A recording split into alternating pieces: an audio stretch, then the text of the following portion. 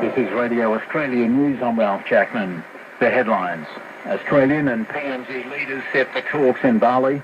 Palau takes to the sky to clamp down on illegal fishing. And diabetes targeted by Nobel Prize-winning scientists. Australia's Prime Minister is expected to announce funding for a project aimed at easing traffic congestion in Indonesia and the region's major cities.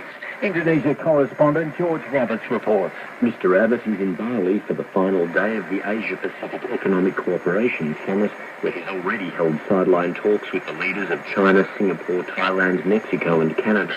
Today he aims to meet the Prime Minister of Papua New Guinea and the US Secretary of State. He's also expected to announce $3 million in funding for a joint partnership project that aims to reduce traffic congestion in Indonesia by providing better infrastructure. As well as the official leaders' sessions, Mr. Abbott will continue talks with a group of 12 countries called the Trans-Pacific Partnership that's attempting to finalise a trade deal by the end of the year. George Roberts, ABC News, Bali. A human rights lawyer says Tony Abbott has no commitment to free speech after he criticised a group of West Papuan activists. The man originally tried to seek refuge in the Australian consulate in Bali and delivered a letter calling for the release of political prisoners and freedom of speech. Mr. Abbott said they were grandstanding and that the situation in West Papua is improving. Lawyer Jennifer Robinson has told ABC's Lateline program that Mr. Abbott is undermining freedom of expression. He has no commitment to free speech. Mr. Abbott has promised Indonesia that he will take harsh measures against protesters in Australia. And last time I checked, we were a free country in Australia, unlike Indonesia, and free to speak out publicly on matters of political opinion and indeed to peacefully protest.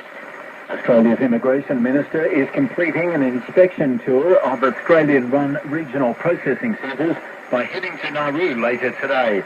Scott Morrison visited the Manus Island Centre in Papua New Guinea last week, as Karen Barlow reports. The Immigration Minister is to speak to the Nauru government, the regional processing centre's management, and some of the more than 800 asylum seekers now waiting to have their asylum claims processed.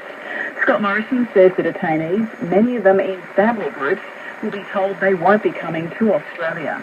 It's a 24-hour visit to the tiny island nation, which is preparing to expand the capacity of the detention facility to a 2,000-person tent city. Karen Barlow, ABC News, Canberra. The US Secretary of State John Kerry has praised the Syrian regime for its rapid compliance with the United Nations Security Council resolution to eliminate its chemical weapons. Speaking at the APEC summit in Bali, Mr. Kerry said both countries were pleased with the progress so far, describing it as a good beginning. There are missile warheads and other instruments that were destroyed yesterday, so the process has begun in record time, and we are appreciative for the Russian cooperation as well as obviously for the Syrian compliance to this date. The Syrian opposition has criticised Mr. Kerry's statements, saying he should not praise a criminal for handing over one type of weapon used to commit his crimes. The president of Afghanistan, Hamid Karzai, has condemned the NATO mission in his country, saying it violated Afghanistan's sovereignty whenever it suited them and conducted air raids against his government's will. Mr. Karzai made the comments at a news conference in Kabul before dismissing the entire mission in an interview with the BBC. On security front, the entire NATO exercise was one that caused Afghanistan a lot of suffering and a lot of loss of life, and no gains because the country is not secure. Mr. Karzai is currently negotiating a bilateral security agreement with the US that will permit troops to remain beyond 2014, as well as preparing for presidential elections in